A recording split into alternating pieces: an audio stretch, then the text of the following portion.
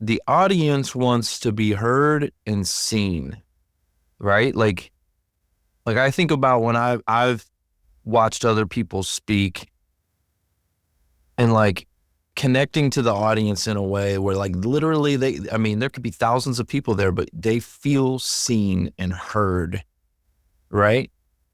What are some things? So, what are some ways you can do that? Like, are there any like hacks or tricks or anything? Like, or is this just again like any strategies there to where you can make the audience feel like they are seen and heard? Well, we can't make anybody do anything they don't want to do. That's for one. But we can, as I mentioned earlier, have that conversation. Approach the talk as you're here to share some great information and leave it at that. Leave it at that. Simply, I'm trying to here today share information. I'm sharing my process. I'm sharing what I know about speaking and how I can help people. That's it. Take it as a nugget and do with it as you may. I mean, Queen Elizabeth II had a great quote that is, just admired a lot in the leadership world. And it was like, I have to be seen to be heard. And, this was the Queen of England for 70 years. Who didn't see her? But she understood the meaning of what it meant to be seen, to see her for who she really was, not as a woman dressed in a cloak with millions of dollars worth of rare jewels, but as a compassionate humor, was a servant of her country. It wasn't about going to wars. It was about how can she serve the people? How she was there for them. That's what it meant to her. And that's the idea of being seen. Do you understand who I am and what I have to offer? So the tip is stick to what you know and share it as a conversation, not as something you're selling somebody that they have to do. As you were talking, what I was visualizing, and you even said the word humor, I thought about some comedians. And like comedians are some of the best communicators on the planet. Like they really are a good comedian, right?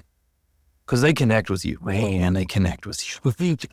Like, and you're just busting out laughing. Why? Because they're connecting with you. And so I think about that and I'm like, okay, a comedian and even some of the best keynote speakers I've seen in the world, a lot of times they're interjecting humor in. Ryan Leake, he's phenomenal, but he's funny. Ryan Leake, he's a great speaker. Anyway, I was thinking about when you were saying that, one of the things I was thinking about was asking questions, like if you want to connect with the audience, asking a connecting question that, and you don't always have to say, raise your hand if, right? You don't have to say that. You could just simply say something like, is anybody ever here ever da-da-da-da-da? Right? Anybody, and you don't even have to tell them to raise their hand. I've seen a lot of, was it like Tony Robbins? He always does, I think he says something like, say I, right? Like if you've ever had this going on, say I, and the whole audience says I, right? And he's getting them to agree. Yes, that's me. I've been through that, right? What do you feel about those, like asking questions? Well, that's great because you're opening ideas as a conversation. I mean, one thing I want to just back up on is the idea of you're not trying to click as a speaker with your audience. You click yourself with your purpose. It's the audience. It's up to them.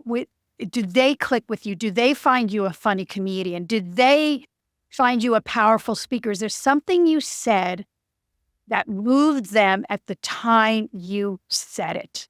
And that's not anything I can control. That's what the people listening can control. We don't want to be an influencer. We want to be influential.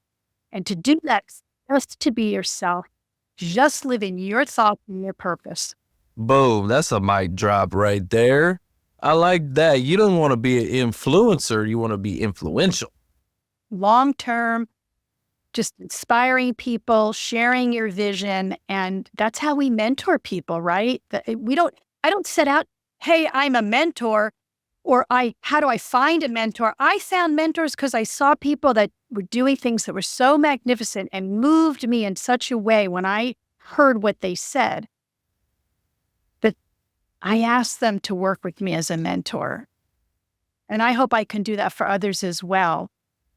What can I share with you and help you with? And asking those questions, back to that question you brought up.